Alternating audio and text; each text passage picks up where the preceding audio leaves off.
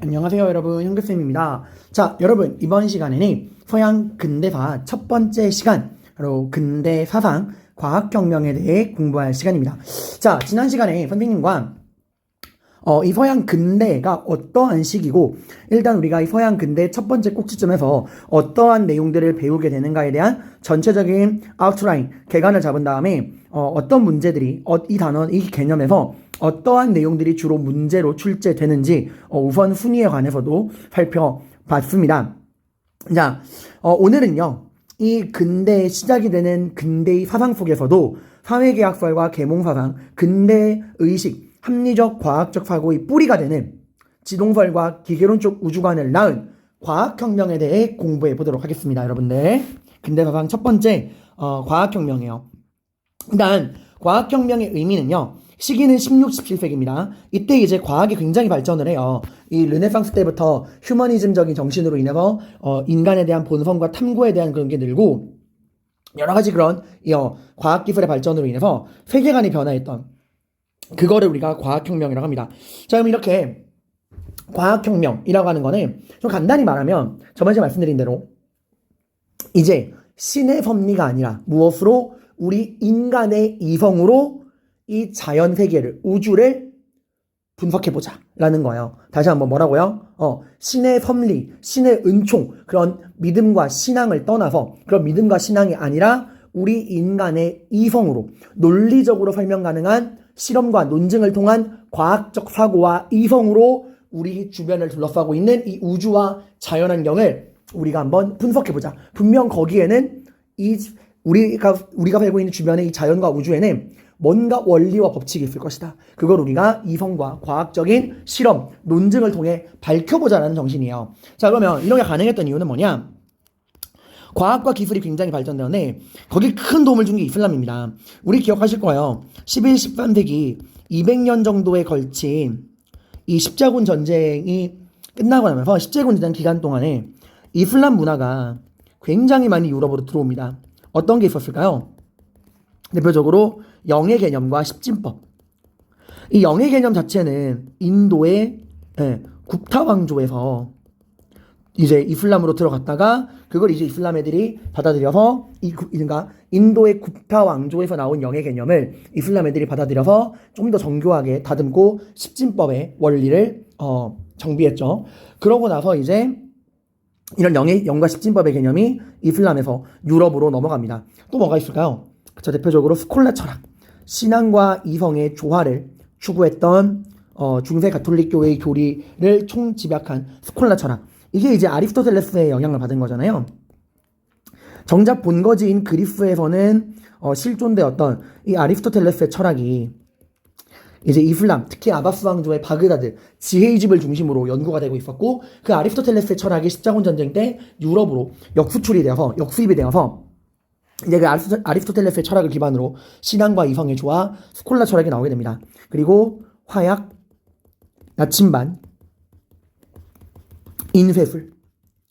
이 화약, 나침반, 인쇄술은 여러분들 알다시피 송나라에 나온 발명품인데, 이게 이제 원나라 시기 때 이슬람을 거쳐서 유럽으로 들어왔죠. 이거 말고 또 뭐가 있죠? 제지술도 있어요, 여러분들. 제지술, 종이를 만드는 기술. 이건 이제 중국의 후한 때 환관 최륜이 이 제지술 기술을 이제 정비를 했고, 그게 이제 당나라와 아바스 왕조 간의 이 비단길을 둘러싼 주도권 다툼인 탈라스 전투. 여기서 당나라가 패배하고, 당나라는 그 이후로 바닷길에 집중을 하죠. 이 당나라를 탈라스 전투에서 박살낸 이 아바스 왕조의 이제 제지술이 들어오는 겁니다. 그러니까 제지술은 후한 때 환관 체륜이 발명했다가 이게 당나라와 아바스 왕조가 붙은 탈라스 전투 때 이 중국 당나라 때 탈라스 전투에서 제지술이 아바스 왕조로 넘어가게 되고, 그게 이제 유럽으로 넘어온 거예요. 후한, 당나라, 이슬람, 아바스 왕조, 탈라스 전투. 그리고 이게 이제 유럽으로 들어온 거죠. 굉장히 많은 문화들이 들어온 겁니다. 자, 그리고 르네상스 시대 때도 이 휴머니즘 정신으로 인해서 굉장히 많은 학문들이 발전을 하게 되죠. 그리고 이거 못하네요. 정확한, 맞네요. 죄송합니다. 정신이 없나 봐요. 네, 이 정확한 관찰과 실험을 위한 만원경이나 현미경 같은 경우도 이때 발명이 됩니다. 그러면서 과학적인 사고방식이 이제 발전하게 돼요. 과학적 사고방식이라고 하면 뇌피셜이 아니라 철저한 실험, 논증에 의한 연구를 말하는 거예요. 실험과 논증에 의한 연구, 이성에 기반해서 실험과 논증에 의한 연구로 이런 자연현상을 연구해보자 라는 겁니다. 그래서 가장 잘 나오는 건 이겁니다. 이러한 과학혁명 최고의 성과는 천문학과 물리학의 발전이에요. 우주관, 세계관이 변하는 거죠. 이 천문학과 물리학의 발전에서는 우리가 4명의 남자를 살펴볼 겁니다. 코페르니쿠스, 케플러, 갈릴레이, 뉴턴. 이 4명을 살펴볼 건데, 갈릴레이랑 뉴턴은 들어보셨겠지만 코페르니쿠스랑 케플러는 들어보지 않았을 거예요. 그래도 중요한 사람들이니까 살펴보겠습니다. 우선 코페르니쿠스는 책을 한 권 씁니다. 이 책이 굉장히 유명한 책이고 이 책의 내용을 정말 많이 나왔어요. 천체의 회전에 관하여 라는 책인데, 이 책에서 코페르니쿠스는 지동설을 주장합니다. 지동설이라는 게 뭐죠, 여러분들? 그쵸? 지구가 우주의 중심이 아니라는 거예요.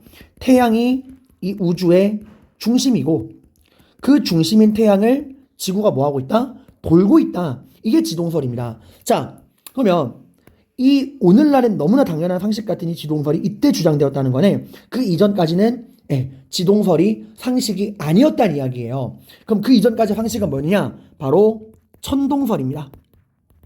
이 천동설은 지구가 우주의 중심이다. 그리고 이 지구를 주변에 해, 달, 태양, 이런 별들이 돌고 있는 것이다 라는 거예요. 말 그대로 천동, 하늘이 지구를 중심으로 움직인다 라는 건데, 이게 그 당시 중세 우주관입니다. 중세하면 신중심의 뜻이죠. 이게 바로 중세 가톨릭 교회, 이 가톨릭 교회의 우주관이에요. 자, 우리 이 우주관의 변화를 잠깐 기억을 되돌아봅시다.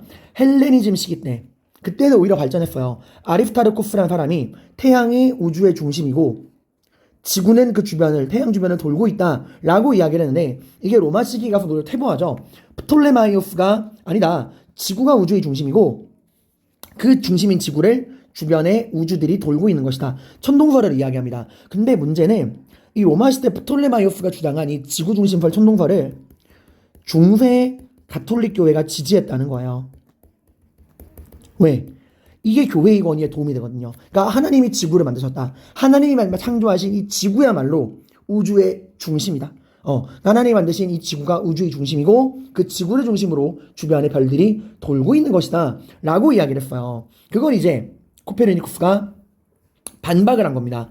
그래서 오늘날에도 기존의 상식을 완전히 뒤엎는 새로운 학설, 새로운 발상, 새로운 사고를 코페르니쿠스적 사고의 전환이라는 인문학적 용어를 씁니다, 여러분들. 프톨레마이오스의 지구 중심의 천동설이 코페르니쿠스가 그걸 반박하면서 태양 중심의 지동설로 이제 새로운 학설을 제기한 겁니다. 지동설을 주장한 거죠. 자, 그리고 그 이후에 케플러라는 사람은 이 지동설을 좀 더 수정 발전시키는데, 어떻게 이 지동설을 수정 및 발전시켰느냐? 자, 여러분 우리 아시겠지만 태양의 중심이더라도요, 지구가 그 태양을 돌 때 완벽한 원으로 도나요? 아닙니다. 이게 타원으로 돌 수밖에 없어요. 그죠? 그걸 또 이 사람이 증명을 한 거야. 그러니까 태양이 이 우주의 중심이 맞다. 태양 중심 맞고 지구는 그 태양 주변을 도는 지동설이 맞는데, 그 지구가 태양 중심을 돌 때는 타원으로 돈다 라는 타원 운동을 증명을 합니다. 그래서 이 타원 궤도라는 말이 나오면은 바로 여러분들이 케플러를 연결할 수 있어야 돼요. 그래서 여러분 코페르니쿠스가 주장한 지동설을 수정 및 발전시켰다 라는 겁니다.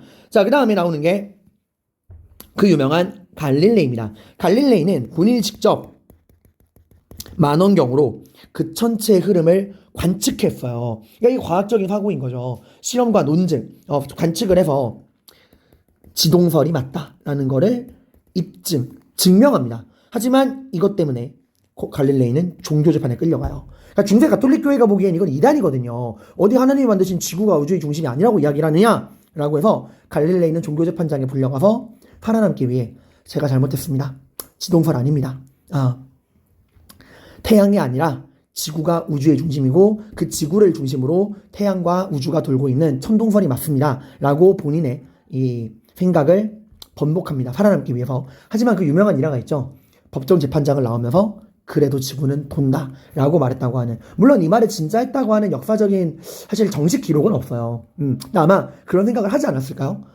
그리고 또 갈릴레이 하면은 잘 나오는 것 중에 하나가 낙하 실험이라는 거예요. 그러니까 피사의 사탑에서 갈릴레이가 1kg짜리 공이랑 5kg짜리 공을 동시에 떨어뜨려 생각해봐. 같은 힘으로 그냥 딱 양손에 오른손 왼손에 쥐고 있는 1kg짜리 공과 5kg짜리 공을 같은 높이에서 동시에 딱 손을 놓고 떨어뜨렸어요.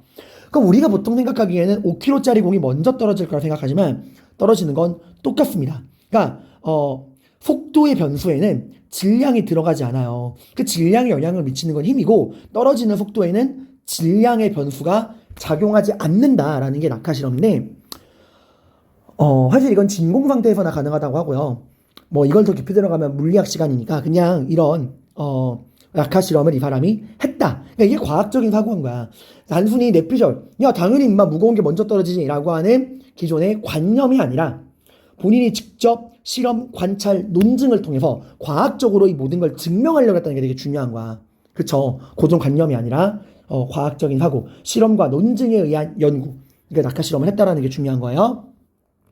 그 다음에 등장하는 게 그 유명한 사과나무 아이작 뉴턴입니다. 뉴턴은 책을 하나 씁니다. 이 책은 앞서 코페르니쿠스의 천체의 회전에 관하여 그 이상으로 굉장히 중요한 의미를 가진 책이에요. 이 책의 이름은 프린키피아입니다. 뭐라고요? 프린키피아. 이게 라틴어인데 이게 라틴어로 원리라는 뜻이에요. 그래서 여러분 영어 단어 중에 원리를 뜻하는 단어가 뭐죠? principle. 발음이 참 구리죠. 믿기지 않겠지만 그래도 선생님이 수능 1등급이었어요, 영어. 지금은 다 까먹었죠. 자, principle. 이게 이제 영어로 원리잖아요. 그러니까 영어 단어인 이 원리, 영어에서 원리를 뜻하는 이 principle이 이 라틴어 principia에서 유래가 된 단어입니다. 그러니까 principle의 어원이에요. 근데 라틴어로 원리라는 뜻인데 말 그대로 이 책에서는 모든 자연현상은 필연적인 원리와 법칙으로 구성되어 있다라는 걸 증명한 책이에요. 그래서 여러분은 이제 뉴턴 하면은 만류 인력의 법칙만 떠오르지만 이 만류 인력의 법칙은 이 프린키피아에 수록되어 있는 수많은 법칙 중에 하나예요. 만류 인력의 법칙, 그 중력의 법칙이 작용을 한다. 그리고 그 우주 천체의 운동을 이 사람은 정말 대단한 게 아예 수학 공식으로 다 증명을 했어요. 그러니까 천체 및 물체의 운동 법칙을 수학적으로 증명한 거야. 천체 및 물체의 운동 법칙을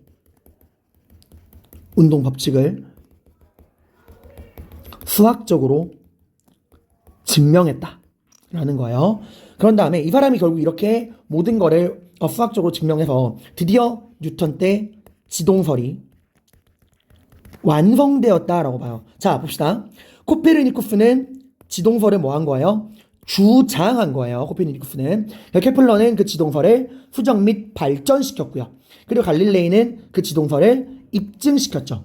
그리고 그걸 지동설을 뉴턴이 완성한 거야. 그러니까 지동설을 주장한 코페르니쿠스, 그 지동설을 수정 및 발전시킨 케플러, 그리고 이 지동설을 입증한 갈릴레이, 지동설을 완성한 뉴턴. 이게 점점점 발전하는 거고, 이 뉴턴은 프린키피아라는 책 제목에 맞게 모든 자연현상을 인과법칙, 원리로 설명을 하고 있습니다. 이걸 통해 나왔던 게, 이런 뉴턴의 업적 덕분에 나온 게 기계론적 우주관이에요. 기계론적 우주관 설명 보겠습니다. 말 그대로 이 우주는 신의 섭리가 아니라 기계로 구성되어 있다는 건데 한번 설명을 읽어볼게요.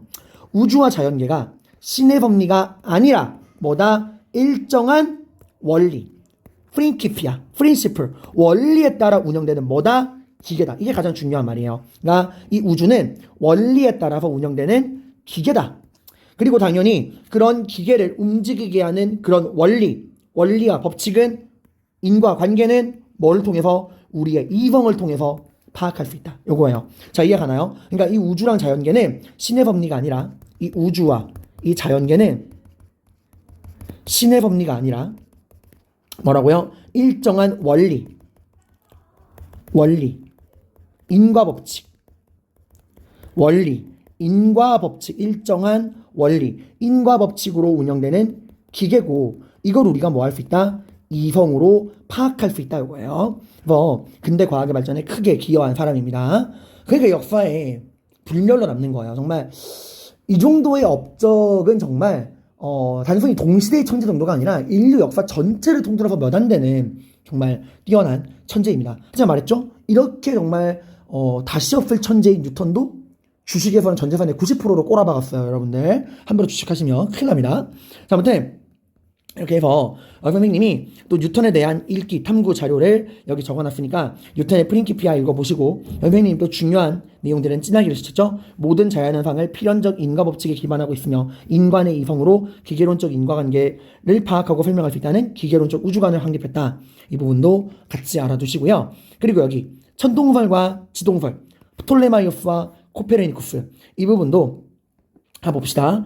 사람들은 2세기에 로마 때 프톨레마이오스가 제기한 천동설을 오랫동안 믿어왔다. 프톨레마이오스의 천동설은 교회와 교황의 종교적 권위를 강화시켜 주었기에 가톨릭 교회 또한 천동설을 지지하였다. 그래서 이 프톨레마이오스가 말한 이 천동설, 지구중심설이죠. 이거에 관련된 유명한 그림이 있죠. 요겁니다. 가운데 지구가 있고요. 이 지구 주변에 누가 있어요? 태양이 돌고 있는 거죠. 프톨레마이오스의 우주관, 지구는 움직이지 않는다. 근데 이제 이게 바뀌는 거죠. 그러나 however, but 코페르니쿠스는 천체의 회전에 관하여를 통해 프톨레마이오스의 천동설에 의문을 제기했으며 지동설을 제기했다. 케플러 갈릴레이는 실제 순체 관측을 통해서 코페르니쿠스의 지동설에 과학적으로 뒷받침했고 뉴턴의 만류의 법칙이 지동설에 합리적으로 설명함으로써 신중심 중세적 세계관이 붕괴되고 과학적 이성적인 근대의식이 발전하게 되었다. 그래서 이 코페르니쿠스가 말하는 이 지동설, 태양중심설을 보시면 여기 유명한 그림이 나오죠. 네, 그림이 귀여워요. 코페르니쿠스의 우주관, 지구는 움직인다. 여기 가운데 위험 넘치는 태양이 있고 이 주변을 지구가 돌고 있는 거죠.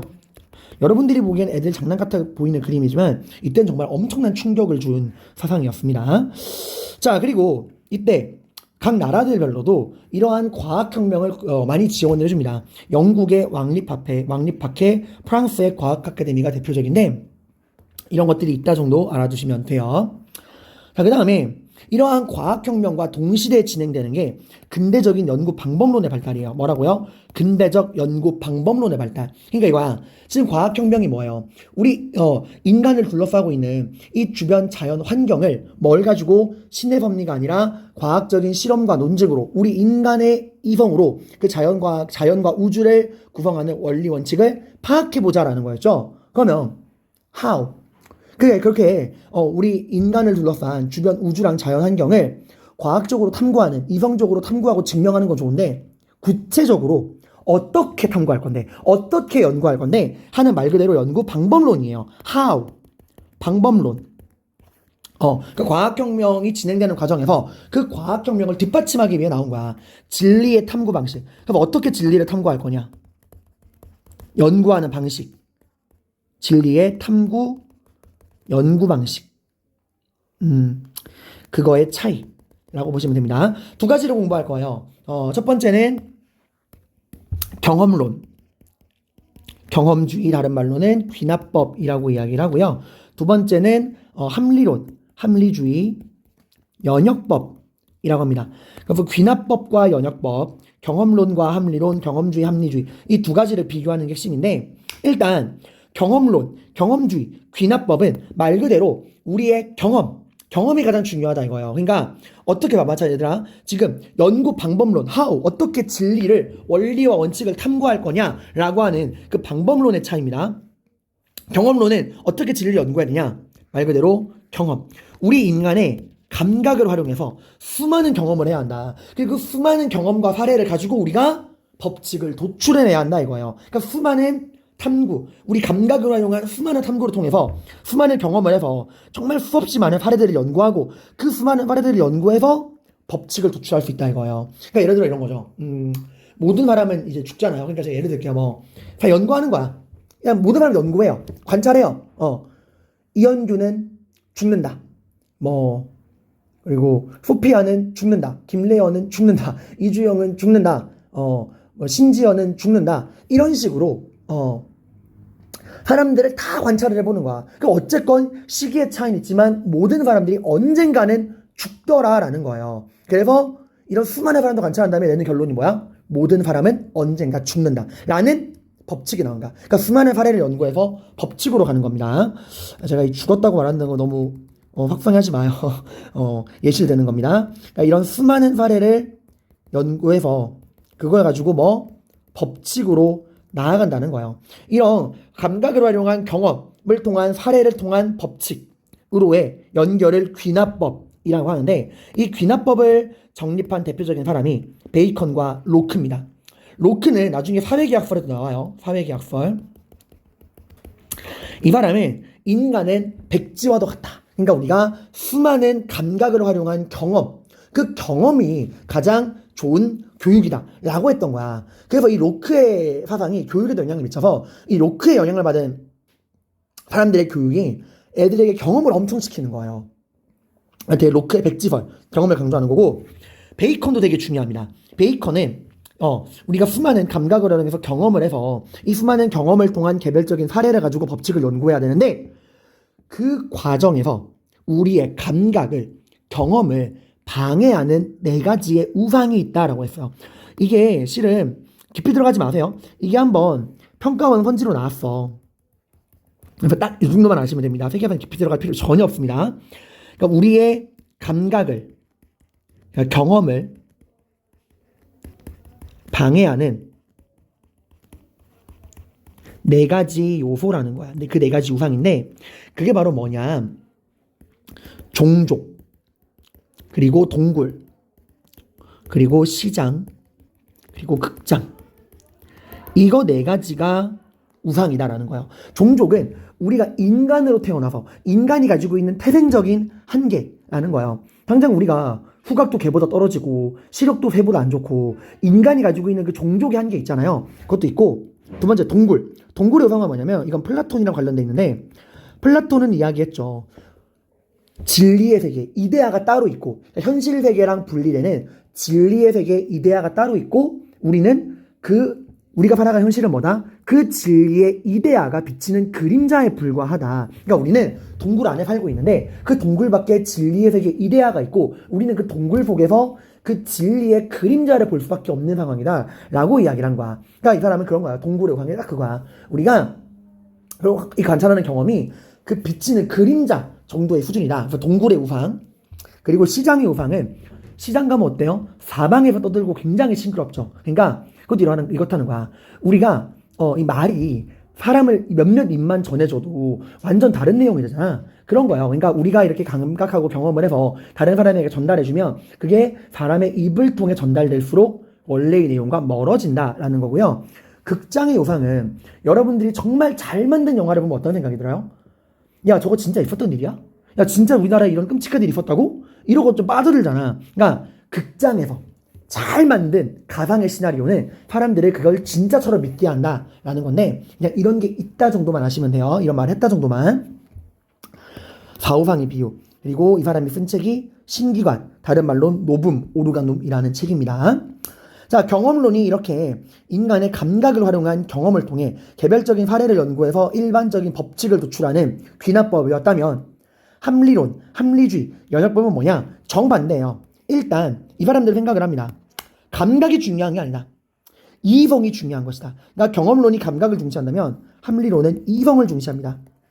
그러니까 우리의 감각은 우리를 속일 수 있는 거 아니냐. 그러니까 일단 우리가 공명정대한 대법칙, 대전제, 법칙을 딱 설정해 놓고 그 다음에 우리가 개별적인 사례로 가야 한다는 거예요. 그러니까 귀납법이 사례를 통해 법칙으로 왔다면, 연역법은 일단 시작부터 공식, 무언가 법칙을, 대전제를 제시를 하고 그 다음에 그 법칙, 대전제를 증명할 사례들을 우리가 연구해야 한다라고 생각을 했던 겁니다. 대표적인 사람이 프랑스의 데카르트입니다. 데카르트는 생각했어요. 감각은 우리를 속일 수 있다. 그래서 모든 거를 의심했습니다. 근데 데카르트가 생각한 거죠. 유일하게 의심할 수 없는 절대적인 진리가 딱 하나 있다. 바로 내가 지금 생각을 하고 있다는 것이다. 이게 당연한 관계이다. 여러분 만약에 지금 제가 여러분한테, 자, 지금 아무 생각하지 마세요. 지금부터 아무 생각하지 마. 안 되나요? 계속 머릿속에 뭔가 생각이 들어. 저 새끼 강의하다 말고 왜 저러지? 아, 씨, 강의 언제 끝나지? 아, 저는 뭐 먹지? 별 생각이 다 들잖아, 얘들아. 생각을 하지 말라고 말하면 그것조차 생각이 들어. 왜 생각하지 말라 그러지? 그러니까 내가 지금 생각하고 있다는 건 절대불면의 진리라는 거야. 그리고 그렇게 생각하고 있는 나의 존재 역시도 의심할 수 없다. 그래서 나온 게 굉장히 유명한 문장이죠. 나는 생각한다. 고로 나는 존재한다. 라는 거야. 이게 이제 함리론을 나타내주는 말입니다. 그러니까 귀납법을 상징해주는 게 베이컨의 사후상의 비유와 로크의 백지설이라면 이 연역법, 함리론을 상징해주는 건 데카르트의 나는 생각한다. 고로 나는 존재한다는 거고요. 이 사람이 쓴 책이 방법 서설이라는 책이야. 책 이름 많이 나왔죠. 코페르니쿠스의 천체의 회전에 관하여, 뉴턴의 프린키피아, 베이컨의 신기관 노브 모르가눔, 데카르트의 방법 서설 책들 알아두시길 바랍니다.